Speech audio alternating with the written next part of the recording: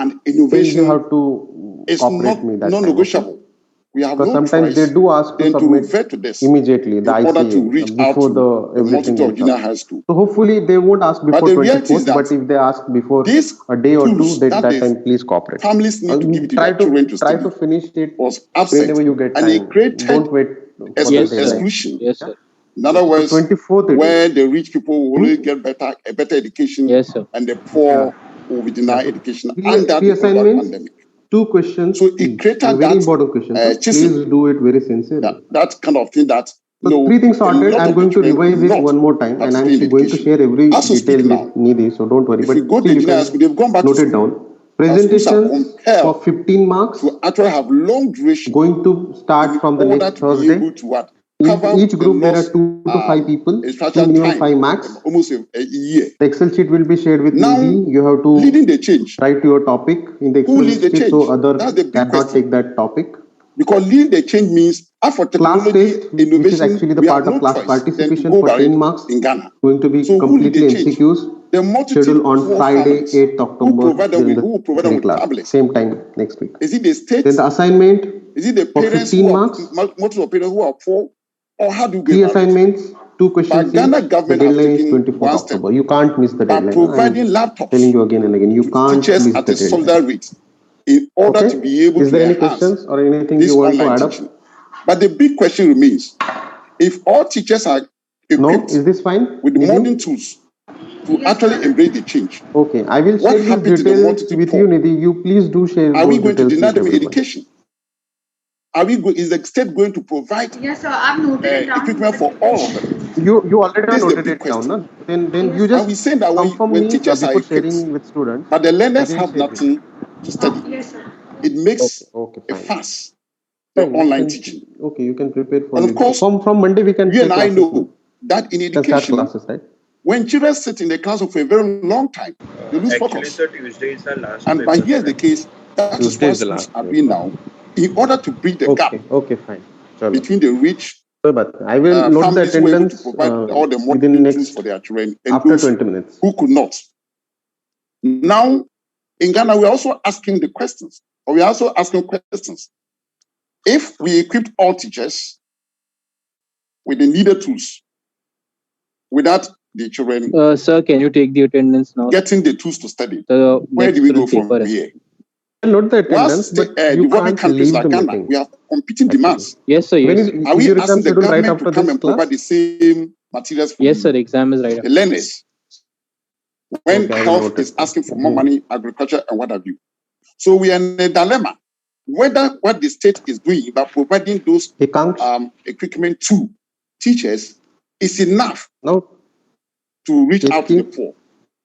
Yes, okay. Ketki? These are the big questions. And the Present, research is sir. ongoing. And I'll be very Anjali? happy, I'll be very Present, sir. willing to share the material Bhavya? with panelists as soon Present, as the sir. research is done. Thank you very much, Meher? Madam Moderator. Thank you for that very comprehensive sharing of knowledge, Dr. Braima. Uh, we can maybe end the presentation of Dr. Bangalan in a very fast ending. Before I'll call on Dr. KP Jayan, and after Dr. KP Jayan, you can present now your topic, Dr. Braima. Thank you so much, Dr. Bangalan. You can end the presentation. Thank you.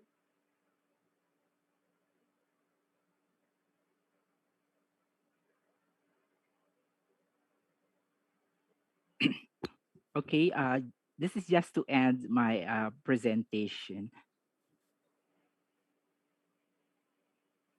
Okay, we know that this approach, the flipped classroom, is just one of the many tools, okay, that we can actually use, okay, in integrating technology in our teaching learning process. So it's just one of the many tools in your toolbox as teachers. It is actually found to be a very effective and powerful tool, but they say it's not the be all and the end all. It's not the ultimate solution to all kinds of teachers, to all kinds of schools, or to all types of learners. Okay, this kind of approach, flipping, is an iterative process. So as you implement these practices, reflect on what works well and what needs to be modified. For teachers and students alike, the transition to a flip model takes time, effort, and commitment. So I hope you will be ready to flip your class. Okay, so let's dive into this kind of approach because I found it effective in my for my students or in my classes. Thank you very much. Thank you for that sharing of knowledge, Dr. Bangalan. May we call on Dr. KP Jayan to present her topic. For questions, you can interrupt the presenter if you have any questions, since this is an open discussion. So we will be giving an opportunity to our panelists to open up their inquiry to our speaker. Dr. KP, you may proceed. Yeah, ma'am, thank you, moderator. Dr. Jocelyn B. Hinopa. As panelists have already discussed so many things regarding to the learning teaching process and their research.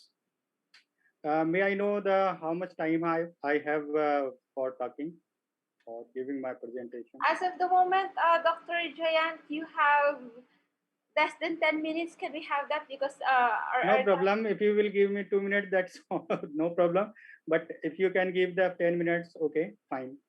So let's say start that is as a theme of this webinar as a conference. Leading changes in the embracing the new trends, innovations in the health science, education, nursing, and the technologies.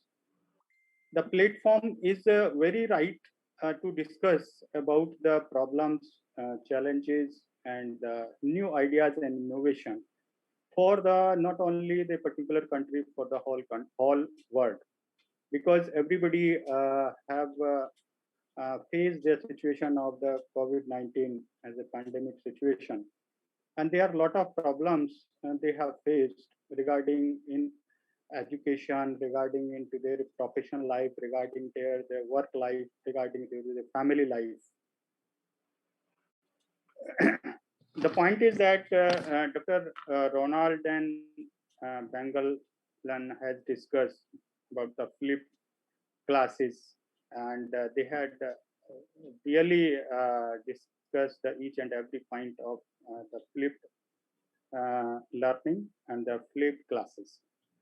And they also described the technology which they are using as a Microsoft team. Near about every country is using this procedure as a flipped learning process, since the physical classes is not possible at present in the last 1.5 years. So now this problem is not only that regarding to the using the online classes or the using the flipped teaching learning process. The problem is that what type of the technology you are using. As I am a professional as a computer science and engineering, the technology is playing a big role in every area, not only in the education, it is only in the nursing, healthcare, defense, banking, and in every area. And new technology, no doubt, new technology is growing up. They are reducing the challenges, reducing the problems, reducing the constraints in the teaching and learning process with the help of the online. Internet is a big issue. That is, in some countries, they are facing problem regarding to the connectivity, regarding to the online connections, networking problems, and so many more. So it is this is a different matter of drawbacks of the technologies. But in the education, which I am telling about that, what kind of the technologies are using, and what will be the future technologies we will use in the learning and the teaching learning. Just one is the AI and ML, the artificial intelligence and the machine learning, and the cyber security is also a coming technology.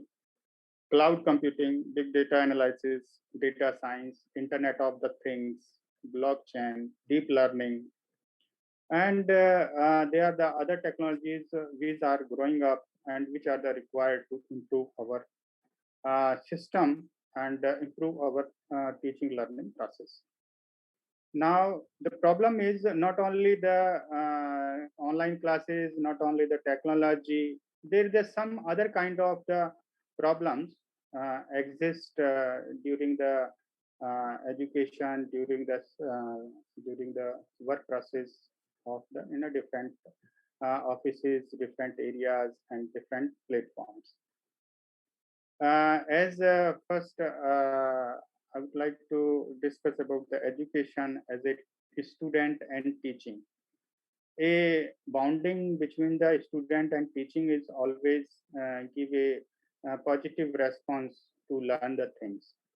The students now in these days, students and teacher is not a traditional because they are the smart. As always I say that today students are the smart students and teacher and professor, faculty members are also the smart.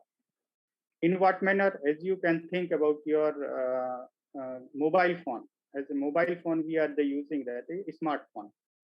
We say that is a smartphone. Why we are saying the smartphone? Because everything is inside that small gadget and devices.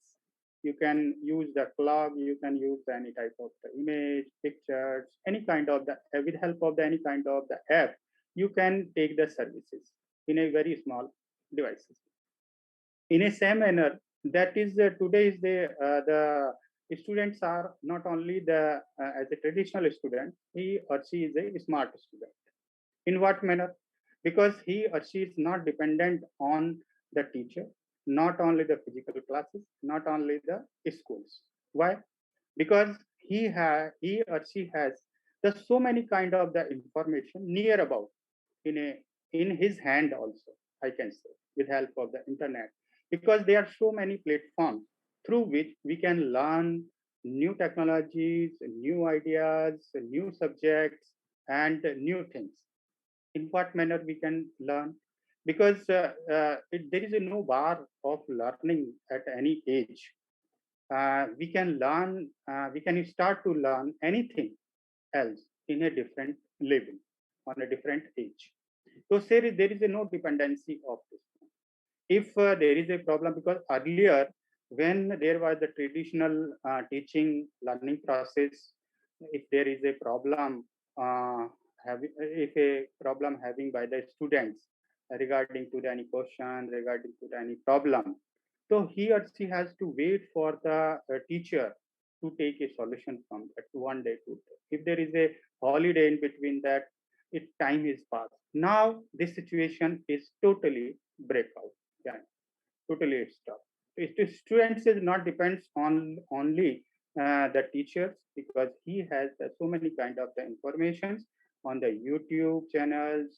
There is a different kind of the platforms where he or she can use the audio, video lectures, or in notes, digital format notes, PPTs, etc. Let's say describe the 3 points. The government of India has started. There is a under the MHRD, Ministry of Human Resources R&D. There is a MOOCs. MOOCs is nothing massive open online courses. NPTEL, under that there is a NPTEL, National Program on the Technology of the Enhanced Learning. Basically, this is made, the objective of this is to make the high quality learning materials available to the student of the engineering industry. So it means through NPTEL courses, because this is a very huge platform where we can learn through the audio video lectures. They provide a proper platform where you can cover the whole subjects online. There is no need of the teacher as a physical presence of the teacher or anything, because everything is available. And sometimes they come on to the online and they discuss the points. Second one is there is a platform as a spoken tutorial. The objective of this platform is IT literacy. IT literacy for the education and improve the employment potential of the learning in India. So it is a IT literacy is required to everyone, because computer science and computer is attached with the every area, linked with the every, associated with the every profession, either that is a healthcare, nursing, or any area. Just you can think there will be a computer science, there will be a technology of the computer science, which will be the incorporate in that one, and that improve that area and that profession. So the third one is the NEP.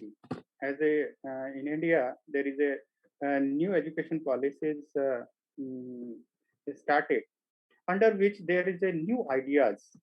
It means now the teaching is not only a formality. Teaching learning is not formality.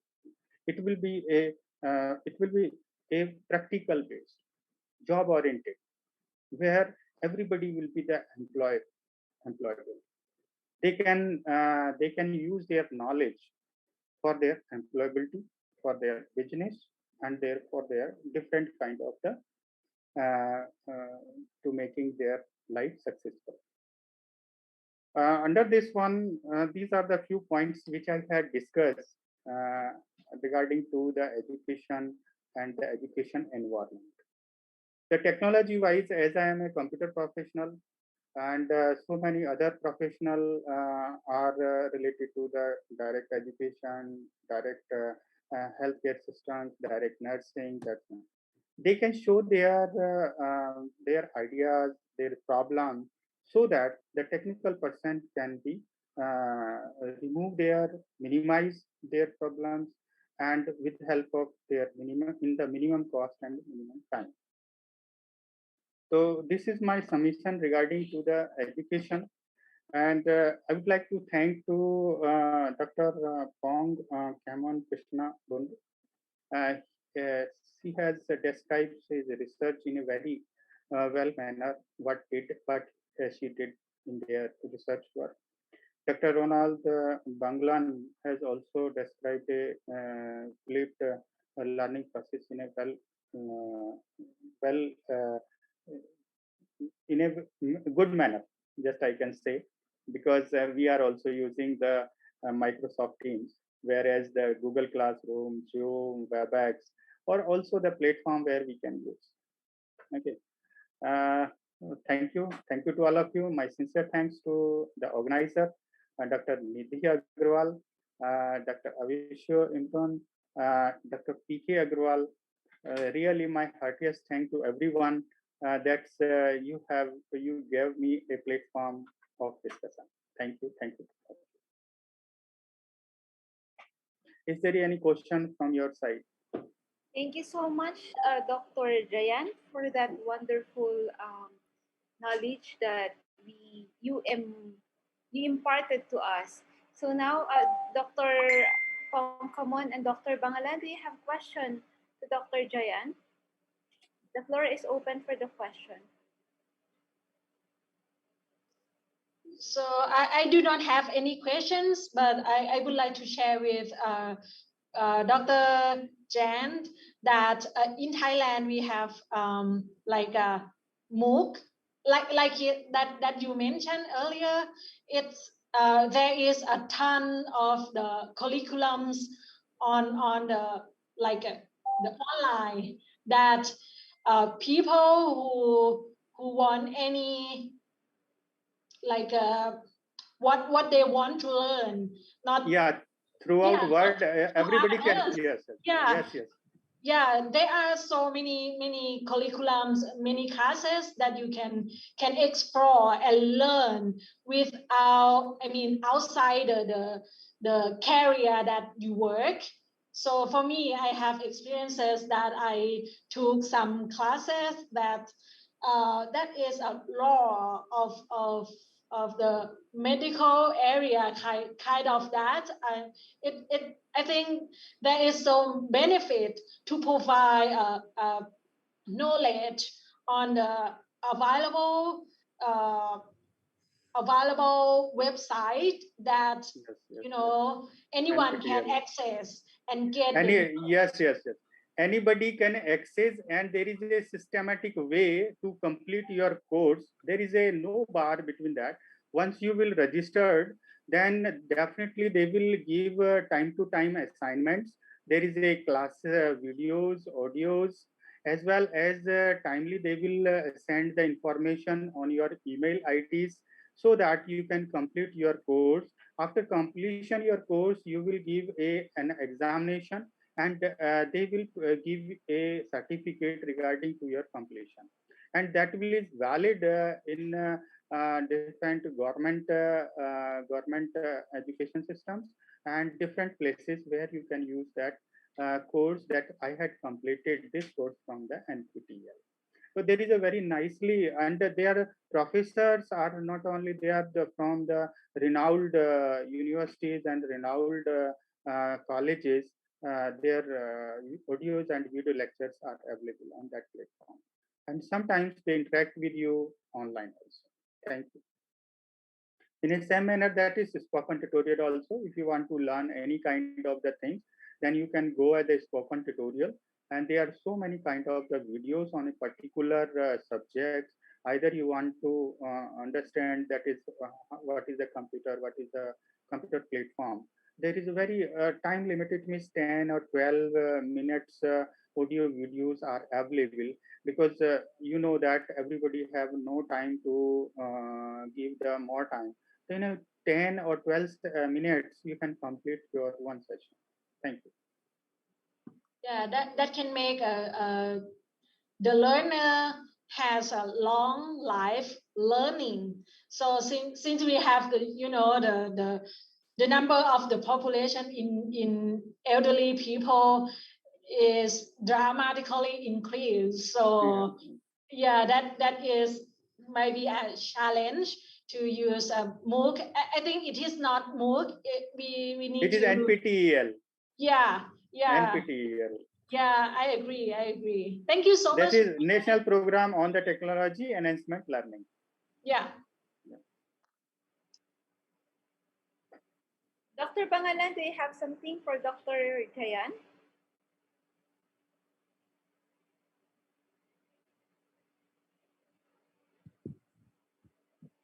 Actually, in relation to the sharing of Doctor, actually, in the Philippines also, especially at the university, of the Philippines Open University, they are actually offering, free courses, and MOOCs. They have their UPOU model, and they are also training, teachers or instructors in the tertiary education. So, thanks to this university, state university, who are actually equipping us, instructors in the tertiary level, with the digital skills, and how to use technology and different LMS, and how to actually adapt to this new learning modality.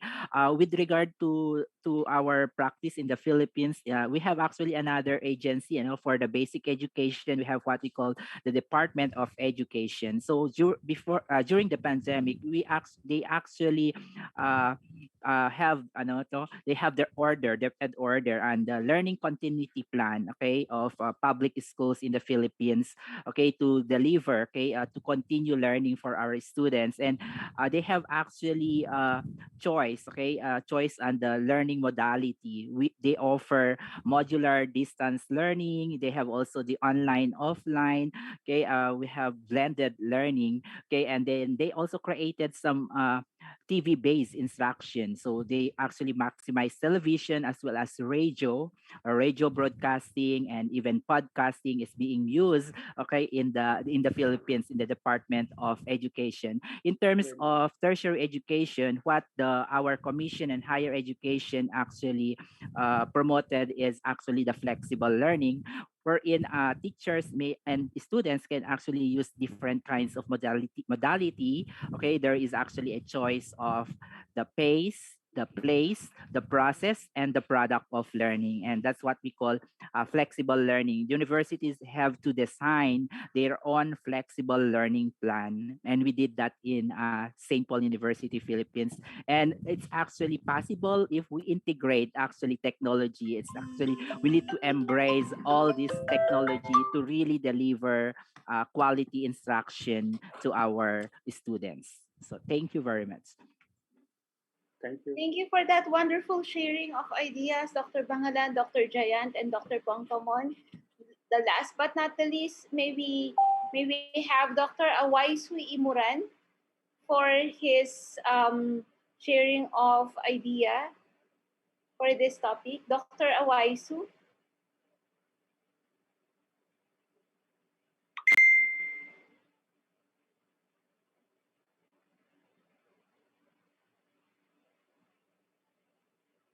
Dr. Awaisi Morana, Dr. Braima.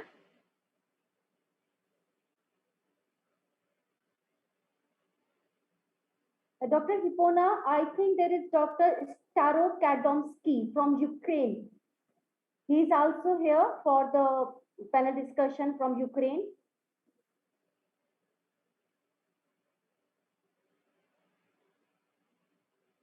Okay, Doctora, may we welcome Dr. Starokadomsky from Chuiko Institute of Surface Chemistry Academy of Sciences from Ukraine.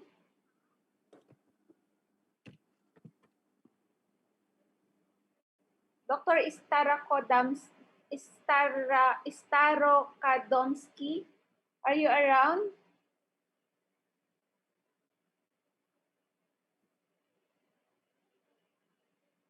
No, I think he's not in panelist. Might be he's in the attendee list. I'm checking on the attendees, Doctora, but he is not also around here. Maybe the last one, because this was written in their native dialect. So I already accepted him to join the panelist session. Okay. Meanwhile, we will discuss about the Dr. Imurana. Hello, yes, I'm Starokadomsky, Ukraine. Okay. Dr. Imurana, you want to present up your presentation to PPT? You want to share your screen? May we also request you, Dr. Starokadomsky, to open your video for us to fully acknowledge you. Welcome Yes, to our all right. I see you. Как слышать? Я слышу. I hear you. I see you. Okay.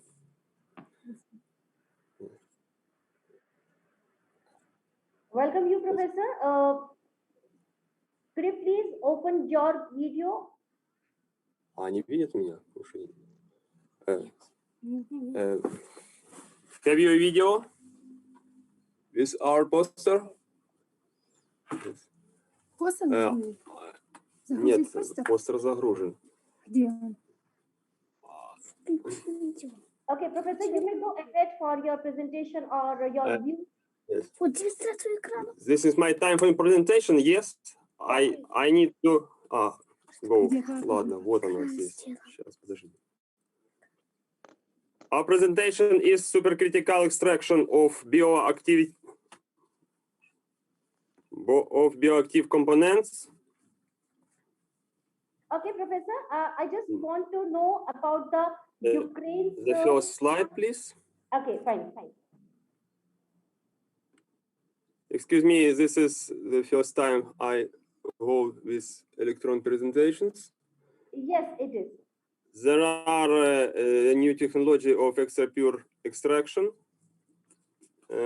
Now we have the many methods for extraction of bioactive components. The supercritical extraction is one of most modern methods.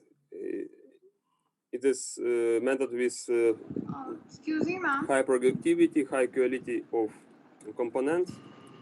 Tell me. With using Ma'am, could you remove the lobby for today? I'll remove it once everyone joins. I will remove it. Because before joining itself, students start paying. CO2 as Yes, ma'am. As soon as your test starts, I will remove it. You know, this technology now today. This technology is have use in the world. the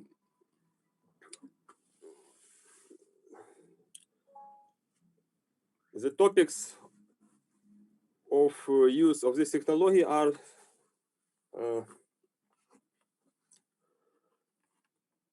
the many components that we can obtain by this method.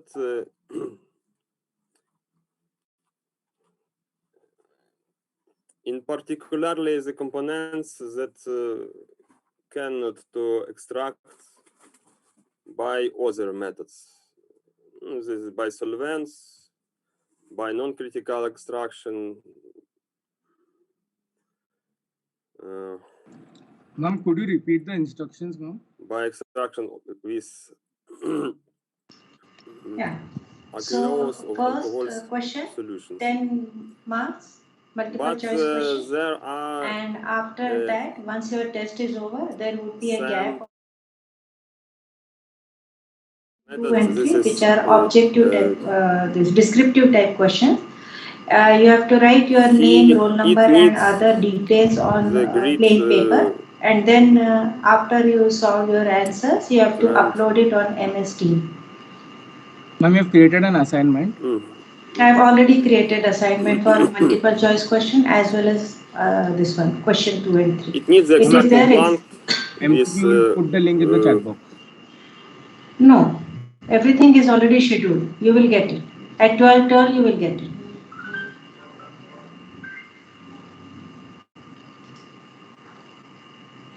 I have scheduled assignment as well as multiple choice questions. Yes, ma'am. Thank you.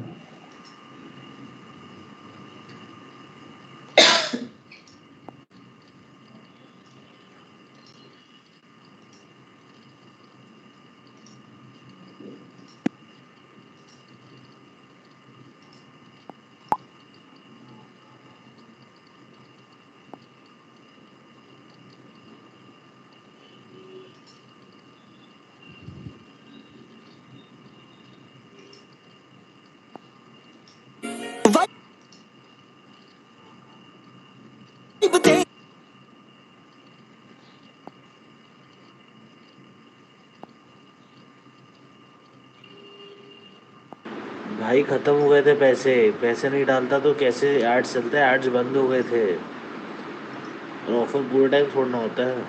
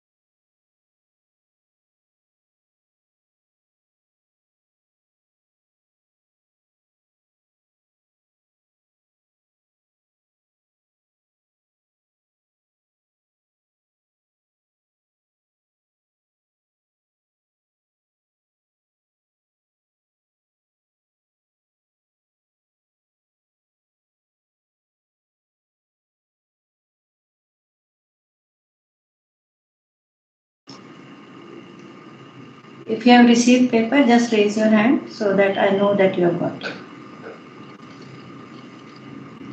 Thank you, Nidhi.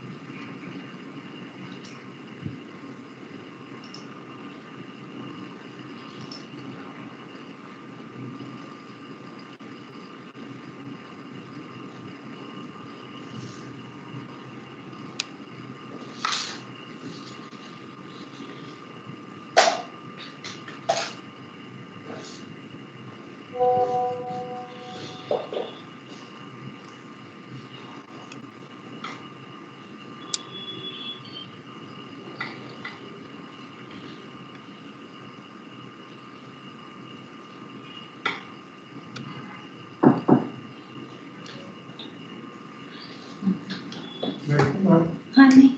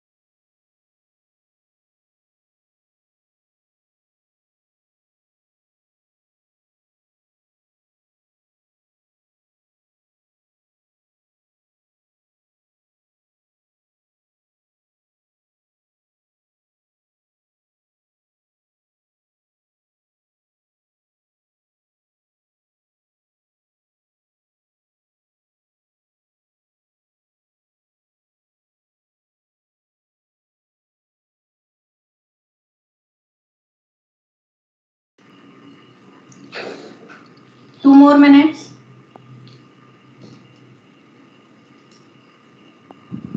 Excuse me, ma'am. Huh. Ma'am, Vishesh has a power cut on the lights went. Okay.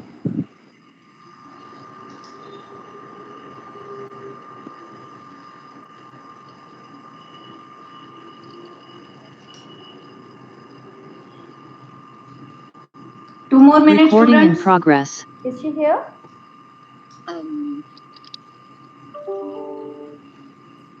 Dr. Hello, Dr. Yusuf. Maybe we could check. Maybe we could check as well if Dr. Ramato is around.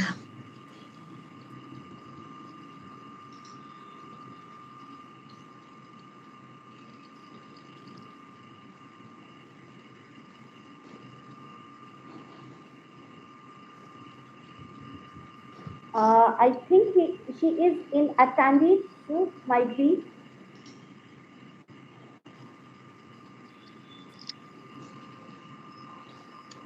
Okay. Yeah, we'll find her. Okay. Yeah. Maybe we can. Dr. Yusuf is here already.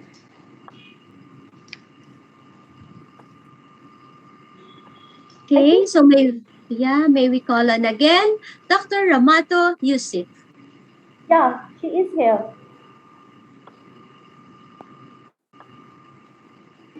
One more minute. Dr. Ramato.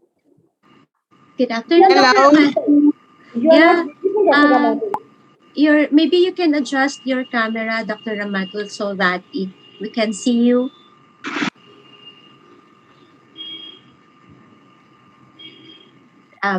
Yes, much better. Hello, can you see me? Yeah, that's better. Hello. Yes. Hello. I have already told that I'm not going to remind you. I'm not going to extend Can your you now time. hear me, please? Yes, we can hear you. Okay. I've already reminded. Now it is your turn. Okay, that's great. It's been a wonderful and great day. We thank God Almighty for making it possible for us to begin and to end successful. In fact, you all did what Napoleon could not do. You've all impressed us. We are so happy and we thank you all for your wonderful presentation. Again, we thank and appreciate our conference director, Dr. Nidhe Agawal, for her great and wonderful, work of teaching, researching, organizing conferences There are many students and who have not seminars. submitted. It's Book their luck. authored, I do not know. Now, in late turning is there, but it's only for 2 minutes. editor-in-chief After that, and it will stop. also It won't for extend. her wonderful international conferences Students, being please organized. submit whatever you In have done. fact, Submit it. Global It won't Journal extend. is very, very proud of you, and the whole world at large is proud of you. May God continue blessing you and your family, and we pray that you continue to live longer to be able to organize more, more programs for people to join and benefit and get more knowledge. Not also forgetting our speaker, wonderful speaker, Dr. Rachel Garcia, for her inspiring presentation and contribution towards this conference. Prof. Rachel is a midwife in an institution of nursing and has served Far East University for 17 years. She has received several awards and she's author of several researches. We are very proud of you and we thank you so much also for adding up your knowledge and voice towards this contribution. In fact, we've learned a lot from you and we can't deny that fact. Also, again, we thank Dr. Ruchika Gupta for her wonderful presentation. She is also a researcher, consultancy, and international affairs from Amity University. She has been a Hope everyone has submitted. I can see there are 2 students who have not submitted. Mentor and researcher, and has many Now I can't submit. skills in guidance and counseling people. In fact, she has demonstrated all these qualities in her presentation. Yeah, Thank student, you so much for all what you've your given assignment, to you us. Anjali In fact, has the not knowledge submitted. you gave us today is a blessed one. And Anjali and everyone in the Ekansh have team not members submitted. all are proud of your Dr. Rodan Bangalan. Sorry for the Ekansh and pronunciation, Anjali please. have not We submitted. Ekansh, congratulate have you you and thank you for your submitted? great Then I need to presentation, refresh my confidence and this knowledge page. shared. Your expertise in teaching, researching is Yeah. very much appreciated. You truly Anjali, are I have not educationalist seen. and Anjali, Ma'am, Anjali just called. She said that she got logged out. also your Just said knowledge she was about to submit. in Ma'am, you mathematics, haven't pushed the new data paper, right? analysis, now word and assignment citing you is may very get proud of any you time. and we thank you so much. Not also At forgetting 12:30 you will get Professor assignment. Pankaman for her wonderful Tell presentation. Prof, Anjali you to really log did in what Napoleon immediately. could not do. You are an achiever and you Yes, have ma'am, she's received trying. several awards, But then it will honored take time. and funded Others will research start grants. getting their In assignments fact, at you are a 12:30. member of many professional bodies like Yes, it's Medicine Council of 12:30. Thailand Question and 2 has and 3 will several open. publications. And you have also Tell Anjali to published log in, several click it, and researches in a take picture peer-reviewed of that journal and and send it to me on high-impact WhatsApp journals. We immediately. thank you so much for your Provided contribution she to is able knowledge to log and to in. academia. She has And to we log in are immediately. blessed and Yes, ma'am, grateful she's for connecting your to the knowledge, hotspot. It says support, we ran and into a also problem, in she's saying. human life. We Okay. pray that Then let her try. Otherwise, I'll find out some other solution for her because as that you test continue cannot to be lead given your once more. Yes, ma'am, she's trying. She should not panic. Whatever she is able to do, let her use do. you to heal and Otherwise, help people. Thank 12:30 you she can for start and thank you taking for being that part of test this. of question 2 The and next 3. very important guest who is worth In 1 minute, all of you appreciating will start and to getting. congratulate is Professor Drema, also from University of Education, Winneba. Prof has done it very well. And in fact, we thank you for taking time out of his busy schedules, looking at the time differences and all.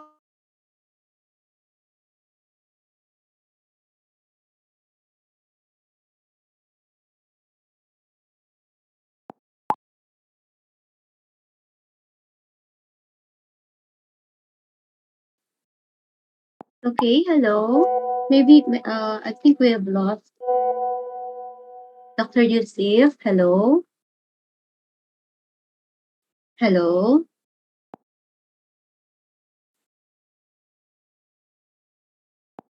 Hello. Hello, can you hear me? Hello. Students, you we might can have hear started you now, getting but your there's no video. Sorry for the questions 2 and 3. Sorry for the interaction. Anyone Network who has issues. got Hello. just tell me. Yes, all yes, right. audible now. You can continue. Okay. Ma'am, haven't received it. Okay. So to Dr. No, ma'am, nothing yet. Nothing yet. Lower your hands. We So thank that you I also will for your know immense for this question contribution. 20. Lower your hands. Is a mentor, teacher, Because this a was for senior MCQ. researcher, and a guidance. But you have You will get it. demonstrated It all is this just in your 12:30. presentations. Your career or your 20 and your 21-year experience in teaching and researching is also very much appreciated. Your findings, After this, anytime you can conclusions, get. recommendations is very important to us and very appreciable. All your questions, most of the questions being asked is very much appreciated. We thank you so much. Anyone To who our gets it, dear raise your hand. moderator, Dr. Jocelyn, we thank you also for a great work, great job done. We appreciate you and we thank you for your wonderful moderation. It is a very good one and we pray that you keep it up. To all participants and delegates, we thank you so much for taking 20 part minutes now. of your busy schedules to be part of us this morning, afternoon in some countries to be part of us. Thank you so much all. We appreciate you and Jira and the team. Thank everyone for participation. Thank you all. Bye. Thank you, Ramati. Thank you. Thank you, Dr. Yes, hello. Thank you, Dr. Yusuf. It's a well said appreciation. Thank you too. Yes. Together with Dr. Yusuf, we are indeed grateful to the guest speakers and panelists for sharing their knowledge and skills especially in unwrapping several possibilities, potentials of nursing research or Excuse me, ma'am. research education. So, so how are you? How are you guys? Ma'am, my question paper is We hope loading. that you are learning a lot and that you have these several takeaways from our guest speakers Jigar, ma'am. and what they are they've been presenting. Loading means So, you are not able to however, open it till I know now. that of course, No, ma'am. even Okay, you can from a exit team and distance, then okay, again we re-enter. can hear your tummy grumbles. So, yes. So with that, we'll pause for a break and then we'll be Try back this after once. 30 Otherwise, minutes. No send need me to your leave mail Zoom ID. I platform. will Just make send sure it. that you're Got on it. mute Oh, and great. that your videos are disabled. So yeah, we'll be back after 30 minutes. Thank you. Thank you, everyone. We'll Thank just you. pause for a break. Yeah. Dr. Sudhir, just clear one thing that with paper presenter, they will join with the same link of the panelist. The presenter will be that I have to double check, They have Dr. sent Nidhi. in the letter, they will join with the same link that is mentioned in their letter. Yes, Doctora. For the presenters later, they just need to mention in the chat box so that we can transfer them to the panelist platform. Fine. Thank you. See you then after 30 minutes. Yeah. Okay. So let's go. Let's have our 30-minute break. We'll see you back Thank you, everyone. Bye. later. Later, everyone.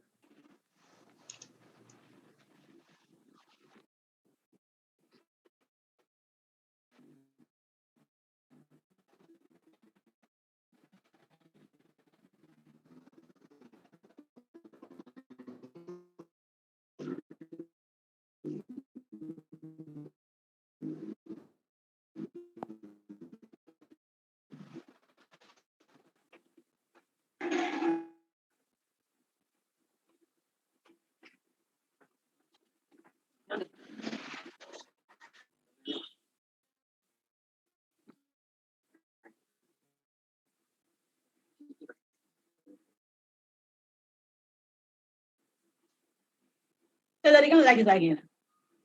Wife dia bikin.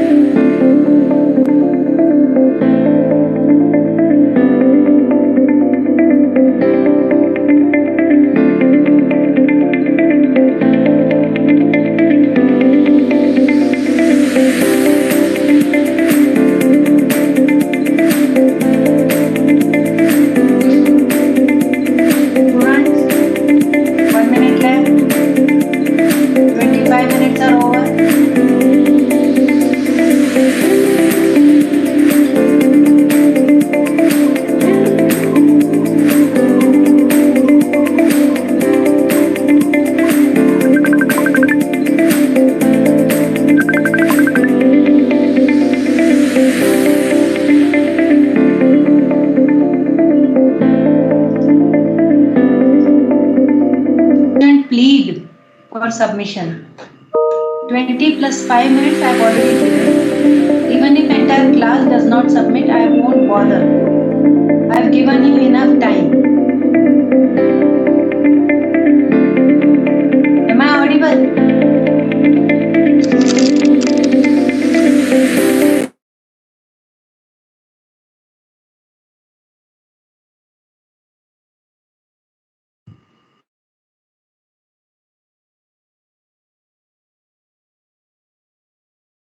Am I audible, students?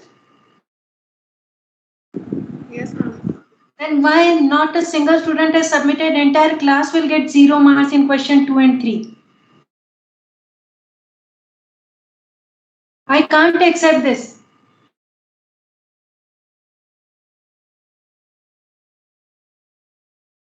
I have extended it by 3 more minutes and after that no more changes.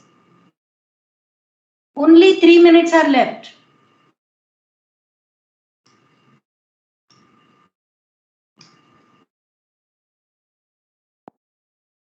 Ma'am, can you see if you got my file?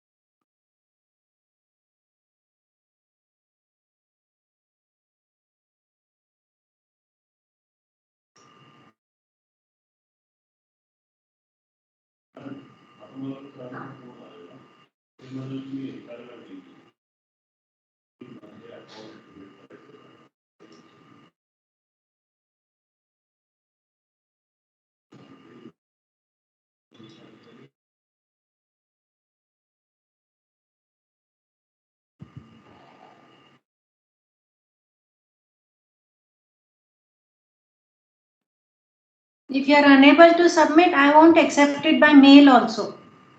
I have not got any response from any of you. After this, I won't accept by mail or WhatsApp or any means. This is the last minute of submitting.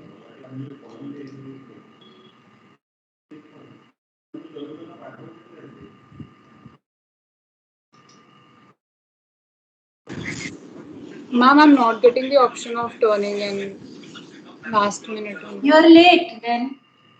Even I'm not getting, ma'am. You are late. I uploaded the file. I have given you enough time. Ma'am, uploading करके रखा हूँ, ma'am.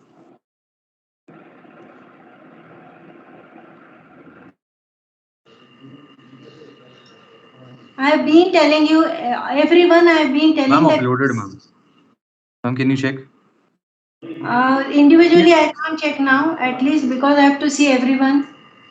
Ma'am, the questions, ma'am, I've solved it in the reverse order, ma'am. It is okay, ma'am. Question 3 पे लिखिए, चलेगा ना? चले. Ma'am uploaded है but वो सिर्फ टर्न इन नहीं हुआ, सिर्फ 1 मिनट के. Once refresh the assignment section. Send mail. If I get your mail instantly, only then I'll accept. Otherwise, I won't. I can't accept this kind of behavior, student. I'm liberal doesn't mean that you take advantage of that. I have been telling for last 5 minutes. I'm requesting you all. If this doesn't happen, I can't. Yes, ma'am. I refreshed. I turned it. Ma'am, could you please open it for a minute, ma'am, please? Now it's not possible.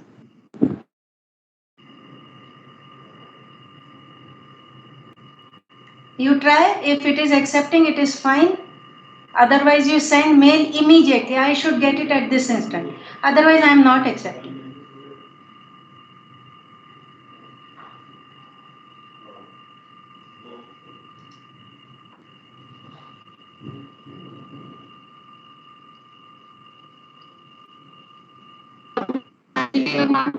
It's taking time to send via mail also. Ma'am, can you please send your email?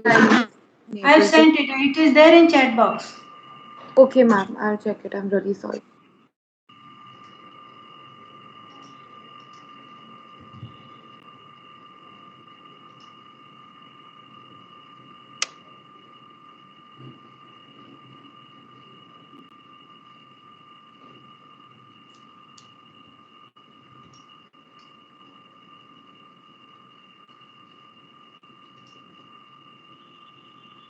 It's very difficult for me to call out each name and ask you whether you have submitted or not.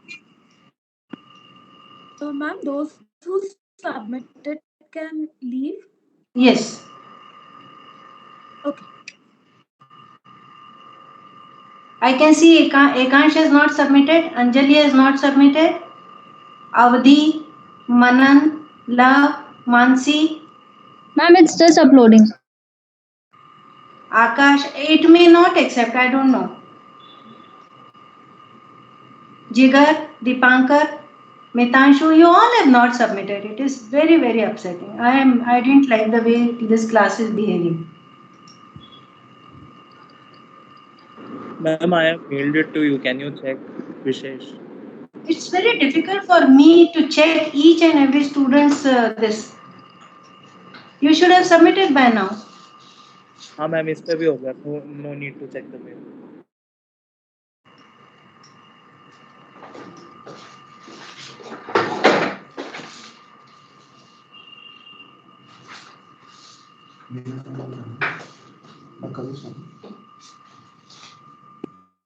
I can still see many students who have not submitted.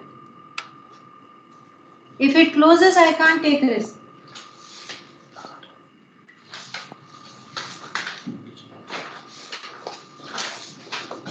Ma'am, I'm done.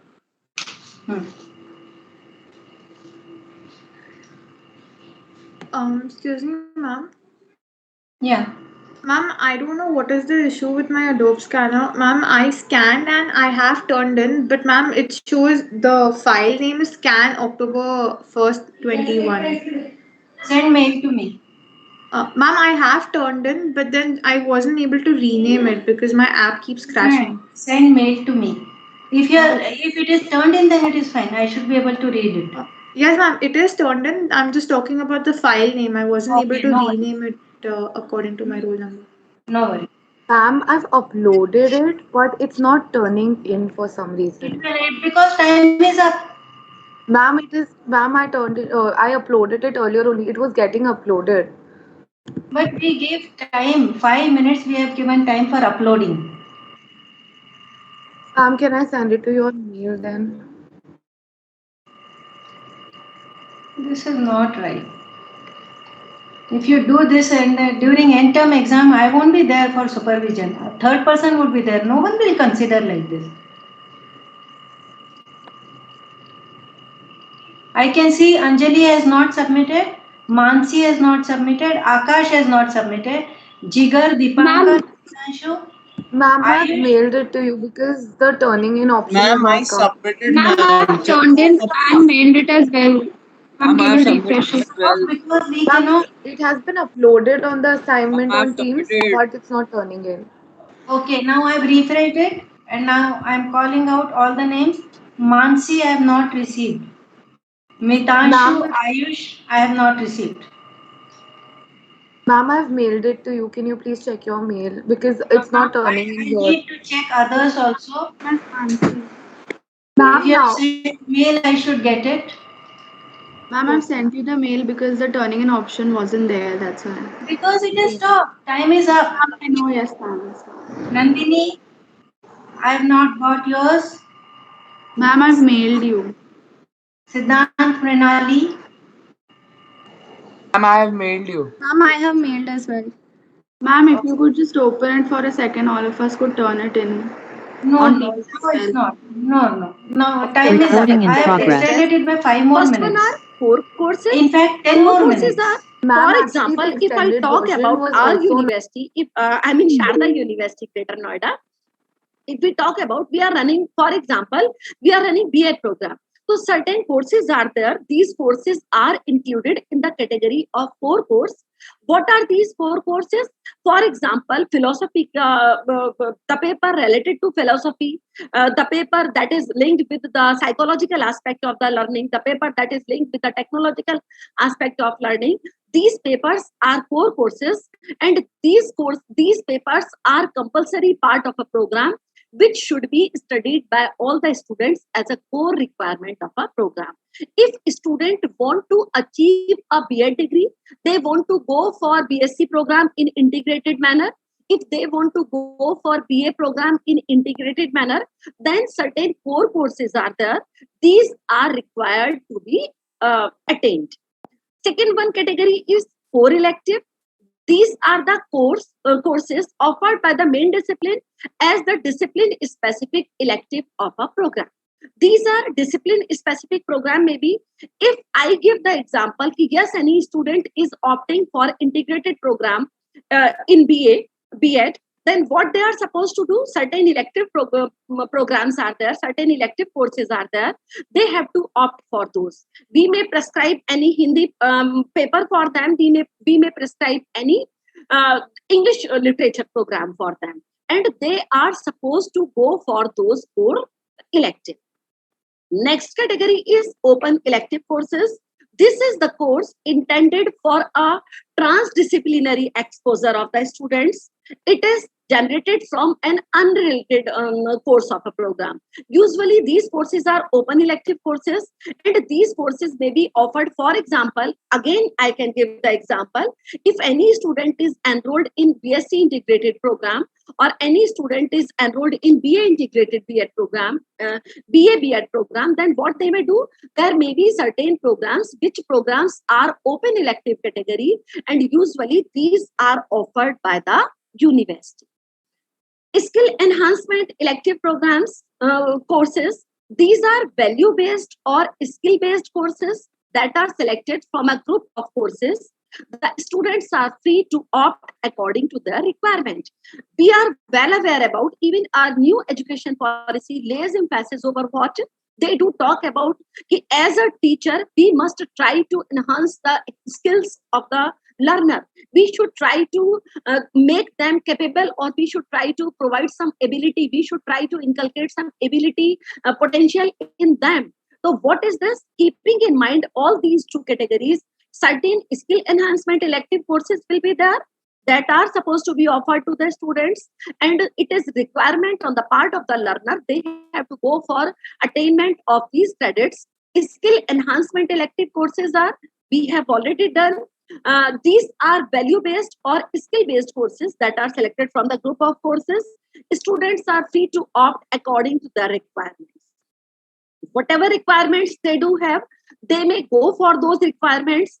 Whatever skill they want to enhance in themselves, for which they are inclined, for which they are focused, in which they are interested, they can go for these skill enhancement elective courses. And the second one, last one category is ability enhancement elective courses.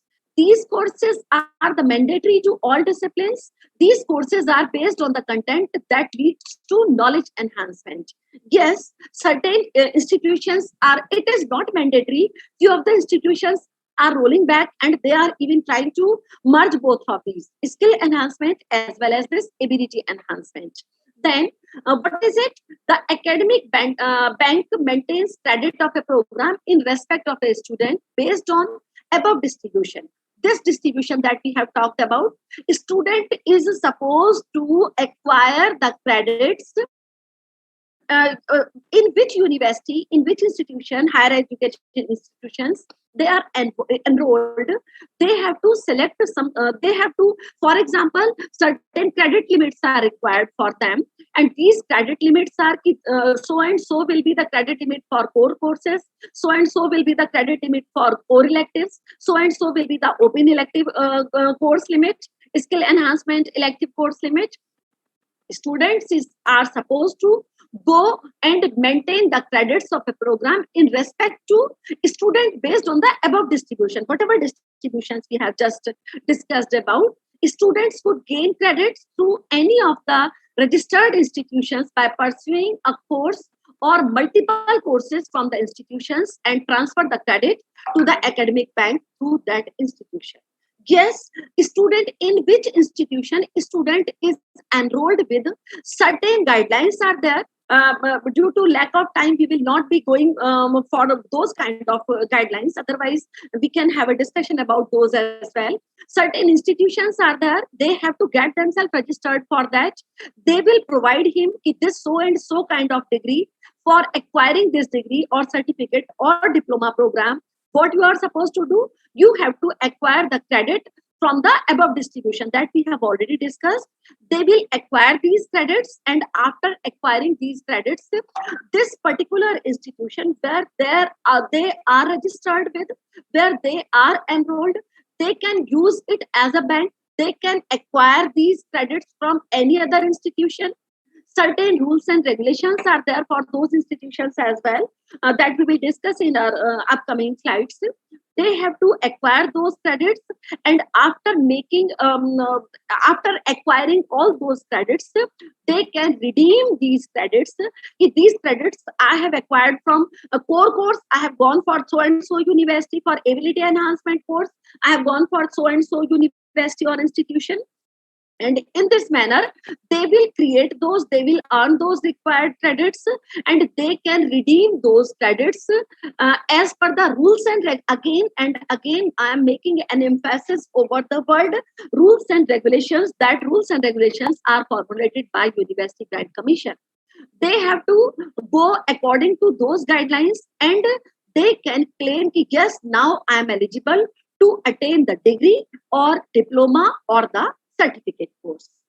Then academic, they can pursue a course in multiple courses from the institution and transfer the credit to the academic bank through that institution. We have already discussed this.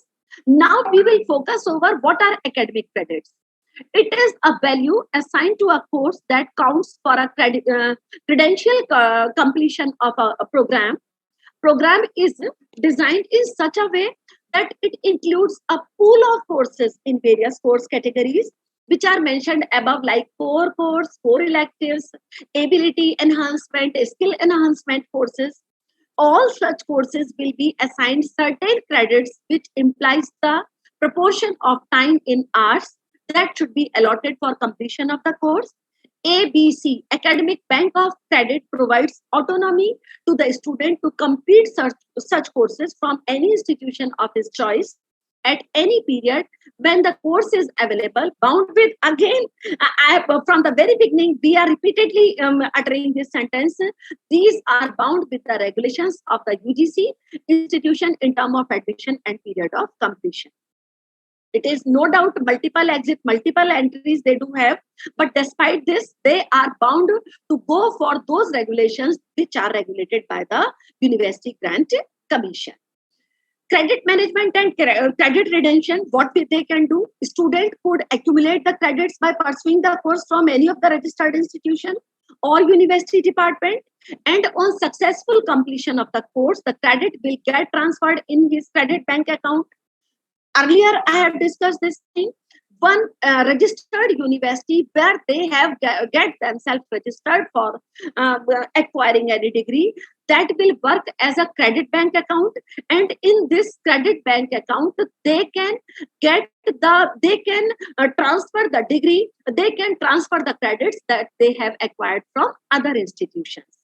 A student who wishes to do a graduation certificate program is required to accumulate the required credits for all the credential courses certified for the program.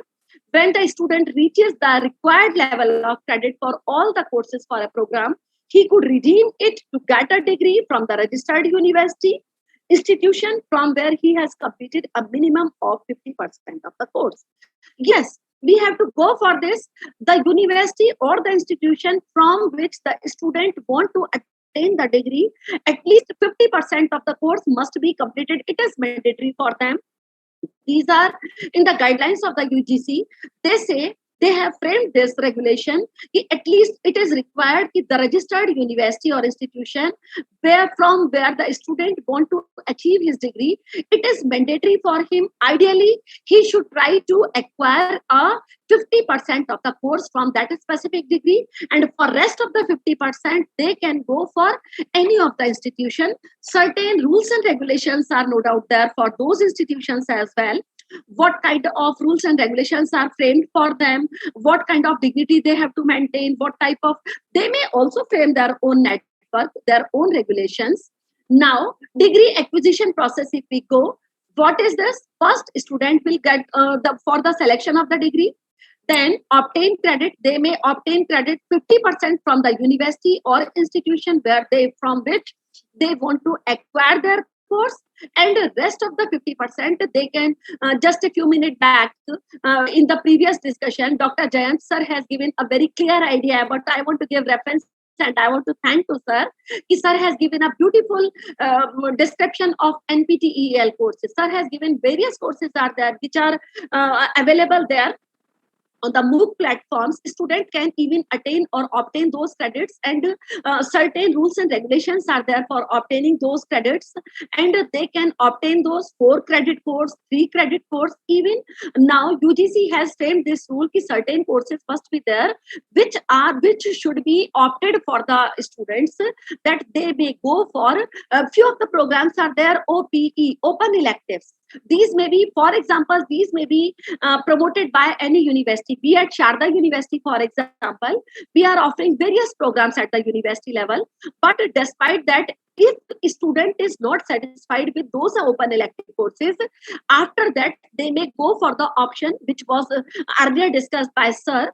Sir has discussed all that, and he was trying to say this thing. Yes, these are the courses, and these are UGC approved courses, and certain students have to get themselves enrolled.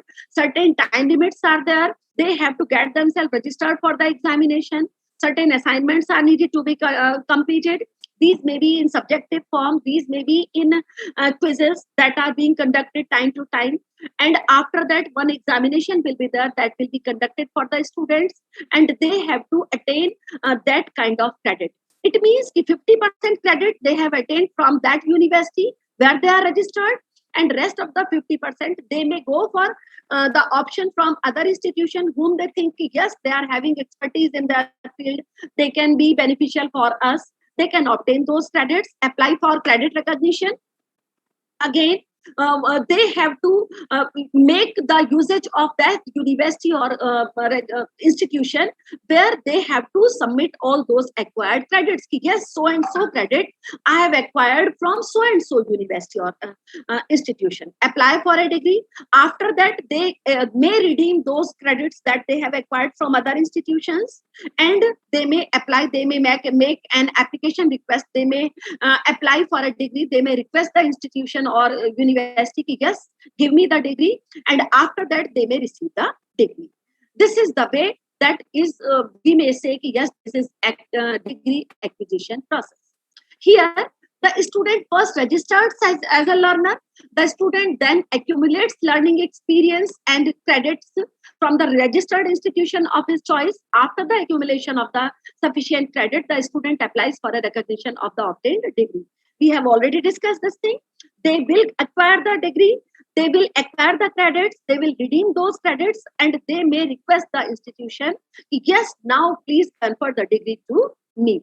Student then applies for the intended degree with the registered university, where the entire documents are reviewed on the basis of the degree requirement and the issue of the degree if he could fulfill all the requirements. Example, institute can reframe these kind of rules and regulations. These must be the status of the core courses. This must be the status of skill-based courses. These must be the requirement of ability courses. And in this manner, students will be able to put their request to the universities. And if university finds yes, whatever requirements are there required for conferring the degree to the student, definitely they will provide the degree or issue the degree to the student. Now, this will be the last slides we are switching for. What may be the merits of these academic bank of credits? Yes, if we are framing any policy, if University Grant Commission has decided anything, definitely it will be in favor of the students as well as in favor of the teachers. So here we are going to discuss what are the merits for students. Academic bank of credit opens the higher education system by making it liberal. Here the student can progress through the system with a part-time enrollment and enjoy the privilege of multiple entry and exit. Student will be progressing through a standardized curriculum as a credit bank permit inter-collegiate and university mobility for doing the program. We have discussed on this. The student get an opportunity to experience learning from multiple institution culture and standards. Yes, India is various institutions we are having, various universities we are having. If a student feels, yes, from this particular university, I can acquire the credit and I can acquire my degree or I can attain my credits, they are free to get those. And apart from acquiring those credits, they will definitely learn a lot about the culture and the standards of those institutions.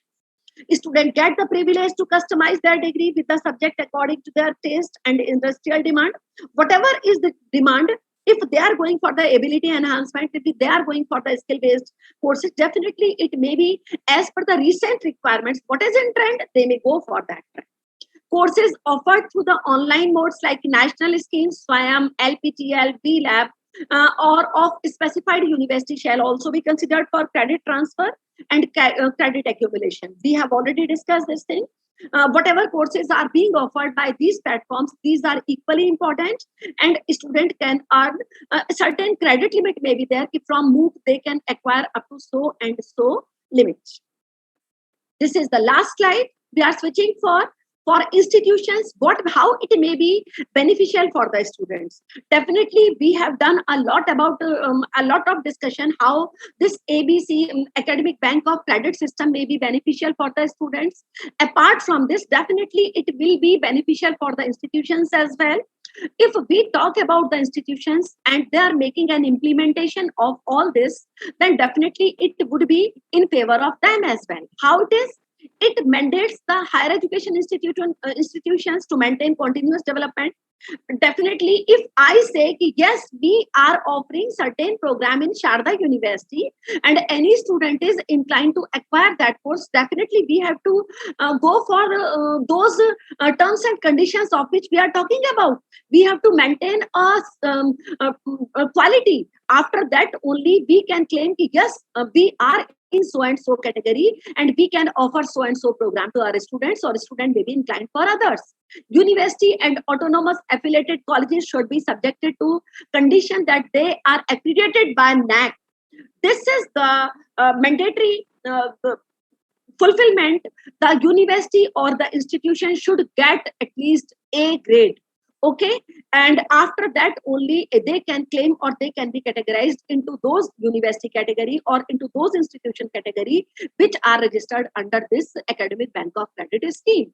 In case their accreditation status goes below A grade, at any point in time, ABC membership shall be ceased to exist. However, the student enrolled before the change of accreditation status for a given set of course could enjoy the facility of transfer of credit for the award of degree. Universities are supposed to apply for the NAAC. If any university is slipping from that A grade and the student was already enrolled for that university, then definitely it will not create a negative impact on the part of the learner, but definitely it will motivate the universities or the institutions to maintain their quality. Positively, ABC also improves the course delivery across disciplines. The implementation of ABC scheme, the demand of the department or the specific course of department will come into the limelight based on the acceptance of course among the students. We hear the news regularly. If you see, many courses are there. If on MOOC platform we go for the courses course description, definitely there are certain footnotes out of those courses, and this course is having such a wide number of experiences. So and so strength of students are enrolled for this course. So how the course gets the popularity? It gets the popularity for the content that they do offer, for the status of that particular faculty that is enrolled for that course, who is offering that course, definitely. So in this manner, if any university, any person, any institution want to come into limelight, definitely they have to put genuine efforts, and after that only they can be a subject choice for the learner, and they may opt for that particular person, for that particular course, for that particular institution. If so and so teacher, for example, is teaching this course, she is doing this or he is doing this, definitely I want to go for earn the credit of this so and so course from this university. So for this, genuinely teachers, universities, institutions all have to maintain a dignity, and they have to maintain the quality. This is all from my side, ma'am. I'm stopping my sharing with your kind permission, ma'am, please. Thank you very much. Thanks from my side. Thank you. Thank you, Dr. Rinkal Sharma, for sharing your knowledge on Academic Bank of Credit. Indeed, the students are entitled to multiple entries and exits in terms of education, which is something new. And this is not only beneficial among students, but the higher education institutions as well. And our country will also benefit, gain economically in the future. Thank you for all the organizers as well. Thanks to Nidhi, ma'am. Thanks to you, ma'am. Thanks for providing this opportunity. The last but not the least guest speaker whom we have is Dr. Kwan Kyu Wong-Sharyon. Dr. Kwan Kyu Wong-Sharyon earned her bachelor's degree and Master of Nursing Science program in Naresuan University, Thailand. Dr. Wong-Sharyon is a hardworking, self-motivated, and a devoted nurse with various experiences both in academic and clinical settings. She finished her doctorate degree in nursing at University of Washington, where she conducted research that could be applied in low-resource setting to help clinicians provide an accurate and reliable tool to guide patient family counseling, permit risk adjustment of outcome-based quality measures, and enable risk stratification in future random control trials. Dr. Kwan Kyu is currently a faculty of nursing in Naresuan University, Thailand, facilitating students learning in adult and gerontology nursing. Ladies and gentlemen, I present Dr. Kwan Kyu Wong-Sharyon. Thank you, Dr. Judith, for your kind introduction. Can you hear me well? Yes. Yes. Thank you. Give me a few seconds to share the screen.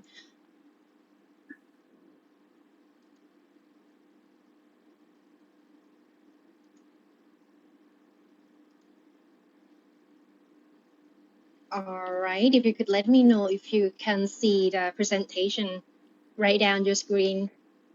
Yes, we can see it. It's clear. Thank you. So, good afternoon, attendees, and greetings from Thailand. My name is Dr. Kwan Kyu Wong-Sharyon from Faculty of Nursing, Naresuan University. First off, I'd like to thank you, the conference committee, for inviting me for the talk today. With the global crisis of COVID-19 we are facing together now, it's impacting severely on human and public health. Us as the healthcare team needs to come together and find a better way, an innovative way to help our clients who struggle with various health problems out there. So in the presentation I am going to share with you today, in my research team and I are trying to incorporate the AI technology and mobile phone into an assessment tool for people with traumatic brain injury.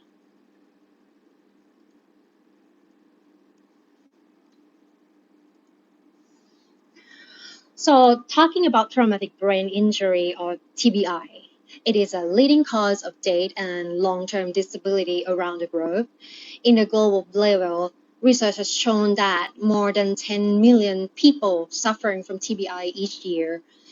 And TBI also caused almost 2 million visits at emergency department.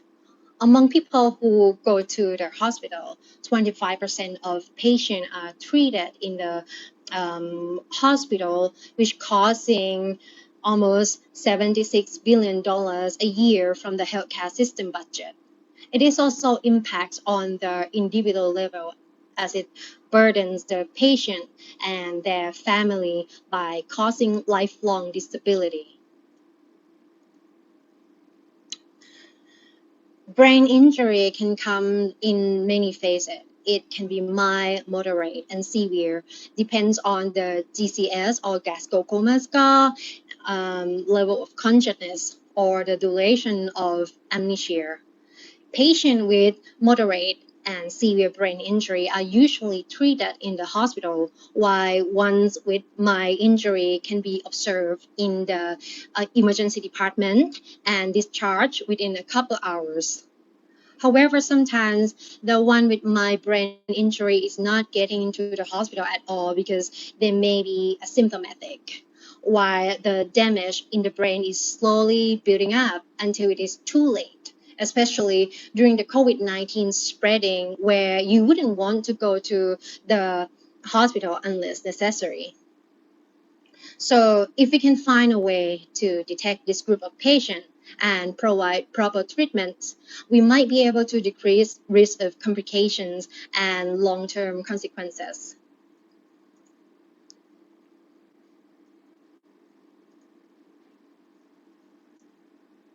So the literature from TBI study showed that 90% of trauma-related deaths occur in developing countries, especially in low and middle income countries that usually are underserved area for neurosurgical care. And countries with limited resources have a significant longer admission time to the hospital. And although there are some use of advanced neuromonitoring technologies in low and middle income countries, they were concentrated where the interest in traumatic brain injury neurointensive care is high. In other words, only big cities have proper resources to take care of TBI patients. And low level of interest in these disease areas usually has the worst patient outcome. So the conclusion from this literature telling us that there are underserved population that need a better care to improve the outcome after TBI. So if you can see the picture of the globe here, it's come to the question why we want to conduct a study in Thailand. So here is the figure of global incidence of traumatic brain injury. Here is the can you see my cursor here? Here is the United States of America, and this country is so big that it takes almost half of the continent. And right there, here is the China, where I have approximately the same size as the USA. And the teeny tiny country over here is Thailand. As you can see from here, the Thailand road traffic fatality rate per 100,000 population was 36.2, which is 2 times higher than big countries like the US and China. And statistically, we also found that once an accident occurs, the average duration to transport victims from the scene to the hospital in Thailand is 5 times longer than the US. Also, because of the high cost of gas, makes Thai people are more likely to use motorcycles and pickup trucks as their modes of transportation.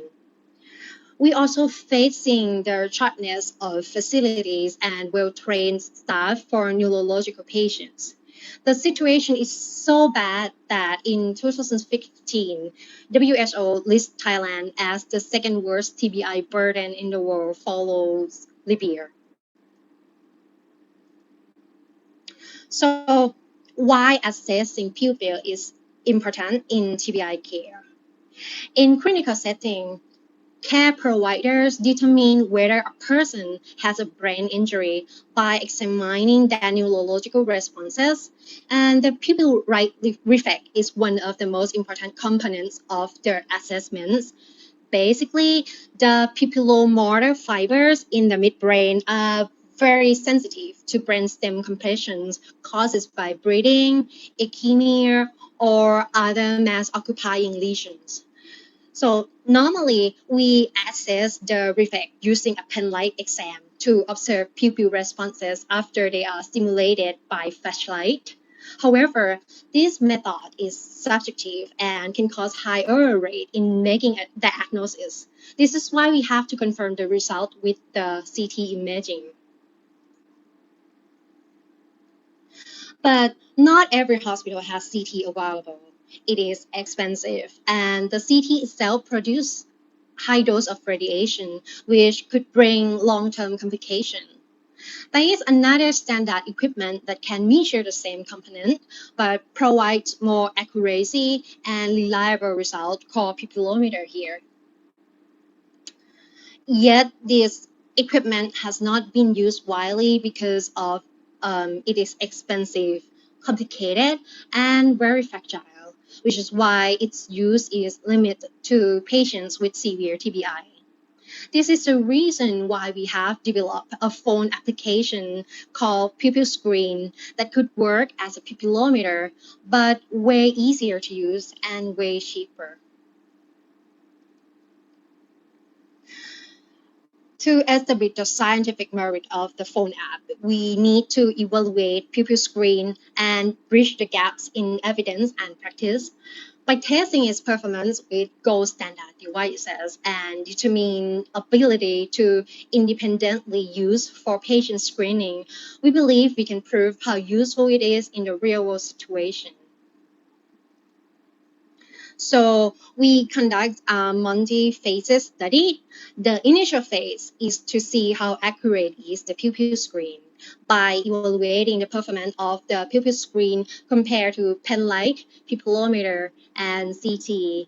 We calculate sensitivity, specificity, positive and negative predictive value to determine if the pupil screen is accurate compared to the gold standard. And in the second phase, we want to see whether the pupil screen perform consistently, and we are going to use the interclass correlation coefficient to compare the reliability of the pupil screen with pupillometer. And in the last phase, we like to establish the knowledge whether can pupil screen predict the neural worsening, or in other words, can pupil screen tell you that if you get a brain injury, your symptom that you have right now is getting worse or not? So to train and evaluate our machine learning algorithms, we handed annotated more than 7,000 images of eyes. We manually selected points to determine the age of pupil and iris. These information were fed to the algorithm, and finally, we got a system called ground truth. The ground truth was used to for the machine learning to automatically detect how the pupil constrict over time. The pilot study was conducted in Seattle in 2016. And the early results from the first phase were published in 2017, as you can see on the screen here. In the first generation of the device, it consists of a 3D print box that a patient looks into and which contains a port for the iPhone to line with the patient's eyes up with the camera and the flash. The pilot study has proved that the pupil screen can successfully differentiate between the pupil response of one with brain injury and healthy subjects. However, we found that it is harder for the pupil screen to detect abnormality among persons with brown or black eyes like you and me. So we learned that the ground truth algorithms will improve as it is trained on data we collect. Also, we need to train the machine learning algorithm to improve accuracy on brown eyes. Those findings lead to the present study in Thailand that is still waiting for the IRB approval. For the Thailand study, we will use the second generation of the pupil screen where we take out the 3D box and use only the phone to make it more user-friendly. And in case you want to know how user-friendly it is, we can do it by, if you can see the first picture here, we use the flashlight on an iPhone to deliver a light stimulus and to record a video of the pupillary response using the built-in camera. The video recording takes only 6 seconds in total. The data will be sent to the secure cloud system where it is stored and analyzed. And within the next 30 seconds, the results of the pupillary response will show on the phone screen. And that's how it's done. Pretty easy. So if we can prove the accuracy and reliability of the pupil screen, the impact will be tremendous because clinician decisions are guided from the agnostic tools. So we believe that the pupil screen will facilitate head injury evaluation on trauma centers, mainly in low-resource countries, in which most of the time have limited number of high-cost equipment. And having a low-cost and easy-to-use and reliable equipment would help with early diagnosis, and we believe would reduce morbidity and mortality in this population. With that kind of study, I couldn't done it all by myself. Here, these are my research team. The pupil screen application came with the idea of Dr. Anthony Lohr and Dr. Rin McGrath here at the center, bottom center of the screen. They will come up with the idea. Dr. Anthony Lohr has some background in computer engineering, so they work with Dr. Alex Mareskakis. We just call him Alex. So Alex is the one who write the phone application for pupil screen. And then here is Dr. Eric Brandas. He studied about how to evaluate the practicality of medical innovation or medical technology, and he connect us, me and here Dr. Ana Carolina Sauer Ribeirado, to work as a team to improve the ability of the pupil screen to predict the neural worsening. And we also got the support from Dr. William Canestro to hook us up with the Washington Research Foundation to support all the research funding. So as you can see here, this project is the collaboration between University of Washington Harborview Medical Center and Washington Research Foundation. We also got a startup money from Amazon, and we got the expertise support and knowledge support from Naresuan University and Butch Chinnarat Hospital. This project got awarded by the Washington Research Foundation and University of Washington as the cutting edge research project from the PhD student. And we've been trying to build up a team in Thailand at the University Hospital in Naresuan University and also the level 1 hospital in the area. And right now, we already trained the team to collect the data and analyze the data. We're just waiting for the IRB to approve. And this time of COVID-19, any research that have the direct human contact will be postponed. So that is a big bump that we have to come over. So anyway, that is the presentation that I want to share with you today. Any questions or suggestion or comment, I will be really appreciate here. Thank you.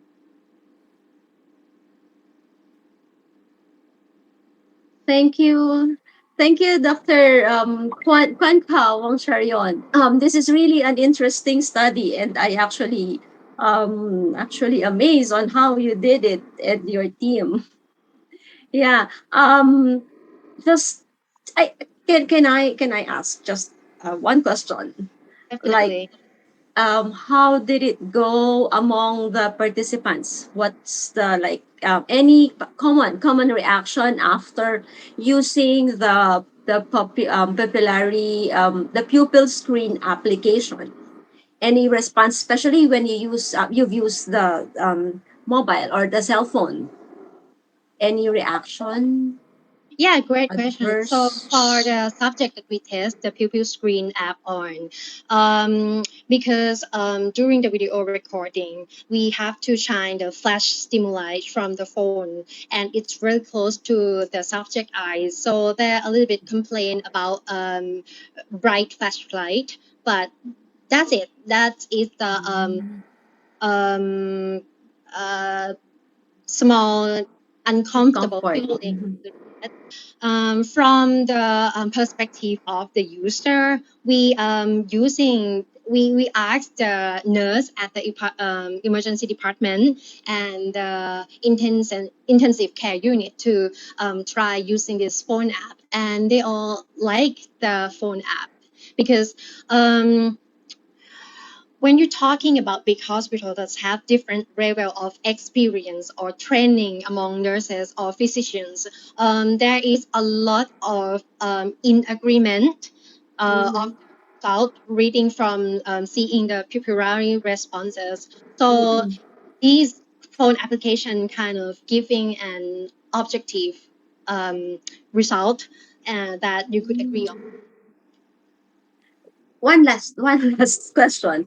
Like, Yeah, how please. were I know we've got an element to follow. So how were the results received? Yeah, both of course by the institution, by the research team. How was it like in terms of validation, perhaps, or its efficiency, its safety as well? Oh, definitely. Oh, let me come back to this slide. Okay. So actually, if you look closely into this slide, you will see different graph here. Let me give you some brief here. So on the top line here is an error rate of the equipment that we use to compare with the pupil screening and pupillometer, the gold standard that we use to compare, and the human eyes or ex-nursing who are doing the pupillary response test. And we found that the error rate of causing by the nurse is very high. On contrary, the error rate from using the pupil screen application is pretty close to the gold standard, the pupillometer. We haven't tested this with the CT result yet, but that would be in our second phase that we are going to conduct the study in Thailand. And however, if you look at the bottom line graph here, you can see that there are different color of dots here. So these are showing the error occurring when we detecting the pupil response from different eyes colors. And you can see that the people with brown eye have more scatter of dots around the graphs. So this means the error rate is higher with the pupil with black or brown eye, because the difference between the color of pupil and iris is really close. So that's why we there's still a lot to learn and still a lot of room to improve the phone application. But right now, we can establish the result that the pupil screen is working really well comparing to the gold standard equipment like a pupillometer. Okay, very well said, Dr. Kwan Kawang Sharyon. So once again, yeah, thank you for sharing your knowledge on assessing people with traumatic brain injury and taking into consideration the safety of utilizing equipment for assessing the pupillary response. Yes, indeed, this is actually an innovation that we're surely I will surely look into further results about the brown eyes because I've got brown eyes. And AI and mobile application surely innovation. So and this pupil screen application would maybe could be an answer to expenses as well, because this could be, as you've mentioned, would be economical compared to other ways of assessing the condition. Thank you. If you can give me another few seconds, so I would like to give you some update about the safety of this pupil screen app. So we submit the FDA Food and Drug Administration at the USA to approve this as the medical device, and the first application was approved. So the next phase is to increase the number of subjects and test it with the CT brain imaging. Well, that's really good news that it was tested by US FDA. The Food and Drug. Yeah. So again, congratulations to your new study, to this new again an innovation for eye check for pupillary response check for assessment. Thank you so much. And Thank you, Dr. Kwanke. Sorry? Thank you, Dr. Kwanke, for this presentation. And actually, I was asking something, but Dr. Suke and Dr. Kwanke both are of the nursing, and the topic is of your favorite stream. So you were quite busy to discussing something. Few parts are out of my mind because it bounced back because it is not of my safe stream. I'm from the education sector. But the presentation is very good because I know something new and I learned something new, and I hope our attendees, our participants also learn something.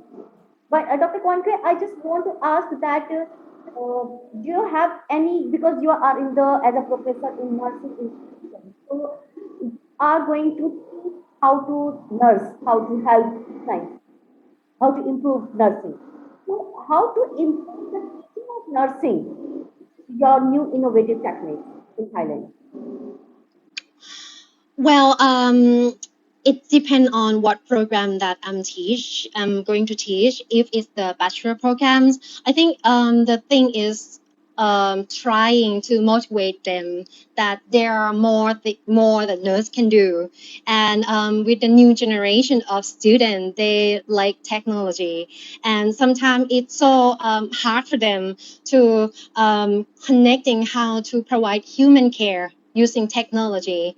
And this would be a good example for them that we can merging both worlds into improving our quality of care that we can provide to the client.